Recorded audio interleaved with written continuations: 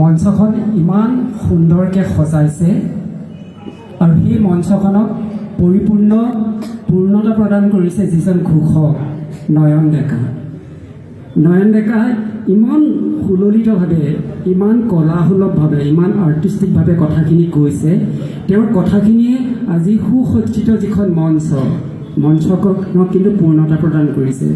তাৰ পাছত প্ৰতিযোগীসকল বা আমি আহিম।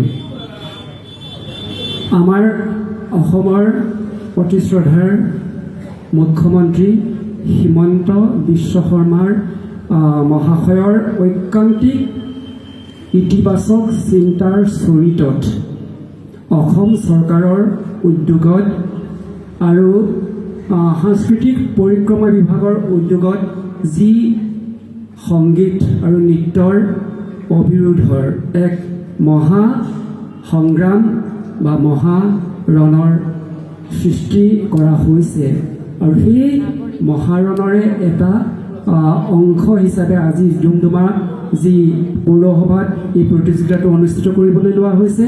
আৰু সেই প্ৰতিযোগিতাৰ থলীত এই মঞ্চত সমাসীন ঘটা পৌৰপতি বাইদেউ নাছৰিন বাইদেউ ইতিমধ্যে ইয়াৰ পৰা গমন কৰিছে আৰু মোৰ সহযাত্ৰী শ্ৰদ্ধাৰ বিচাৰক মণ্ডলী আৰু উদ্যোক্তাসকল আপোনাসৱক বিশেষভাৱে ধন্যবাদ জ্ঞাপন কৰিছোঁ আৰু সবাতোকৈ বিশেষভাৱে কৃতজ্ঞতা জ্ঞাপন কৰিছোঁ যিসকল প্ৰতিযোগী আহিছে, যিসকল প্ৰতিযোগী দল আহিছে।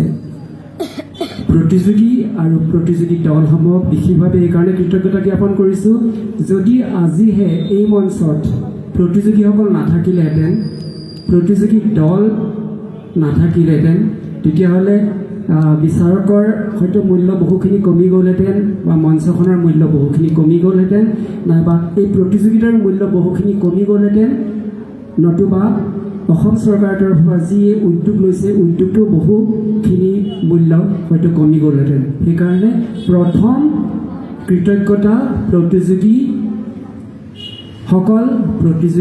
দলসকল আৰু তোমালোকক মই বিশেষভাৱে কৃতজ্ঞতা জ্ঞাপন কৰিছোঁ।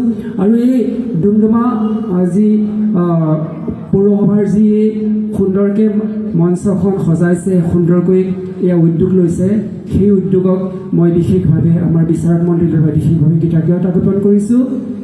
আৰু লগতে যিসকল প্ৰতিযোগী আহিছে, প্ৰতিযোগী দল আহিছে, তেওঁলোকক বিশেষভাৱে অভিনন্দন জ্ঞাপন কৰিছোঁ। আৰু লগতে এটা কথা কওঁ, এই যিটো অনুষ্ঠান, এই অনুষ্ঠানটো পৰিপূৰ্ণ হ'ব প্ৰতিযোগী আৰু প্ৰতিযোগী দল, লগতে বিচাৰক মণ্ডলী আৰু লগতে যি দৰ্শক শ্ৰোতা যদি নাথাকে তেতিয়াহ'লে প্ৰতিযোগীসকলেও তেওঁলোকৰ পৰিৱেশন কৰি ভাল নাপাব। সেইকাৰণে আৰু এটা মূল কৃতজ্ঞতা দাবীদাৰ হৈছে দৰ্শক শ্ৰোতাসকল, আৰু সেই দৰ্শক শ্ৰোতাসকলকো এই অভাজনৰ তৰফৰ পৰা বিশেষভাৱে কৃতজ্ঞতা জ্ঞাপন কৰিছোঁ। আৰু সদৌ শেষত এই মজিয়াত সমাসীন ঘটা প্ৰতিগৰাকী ব্যক্তি বিশেষক এই নিকিন ব্যক্তি অজিত দত্তই পুনৰবাৰ শ্ৰদ্ধা আৰু চেনেহ খচিত অভিনন্দন তথা কৃতজ্ঞতা জ্ঞাপন কৰি